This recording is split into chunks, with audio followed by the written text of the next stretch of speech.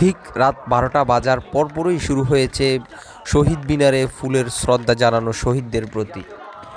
শহীদদেরকে প্রথম শ্রদ্ধা জানিয়ে প্রধানমন্ত্রী তারেক রহমান কিন্তু শহীদ মিনারে এসেছিলেন এবং বিরোধী দলীয় নেতা ডক্টর শফিকুর রহমান সহ নাহিদ ইসলাম এবং তাদের দলীয় নেতৃবৃন্দ এসেছিলেন। এর পরপরই কিন্তু আমরা দেখতে পাচ্ছি বিভিন্ন সংগঠন কিন্তু তারা শহীদ মিনারে শহীদদের প্রতি ফুলস্তব রাখার জন্য তারা কিন্তু সিরিয়ালে কিন্তু দাঁড়িয়ে আছেন। আপনারা দেখতেই পাচ্ছেন অনেক সংগঠন কিন্তু এখানে কিন্তু সিরিয়ালে দাঁড়িয়ে আছে এবং হাজার হাজার মানুষ শহীদ মিনারে উপস্থিত হয়েছে শহীদদের প্রতি শ্রদ্ধা জানাতে। ঠিক 21শে ফেব্রুয়ারি রাত 12টার পর কিন্তু হাজার হাজার মানুষের সমাগম শহীদ মিনারে আমরা দেখতে পাচ্ছি।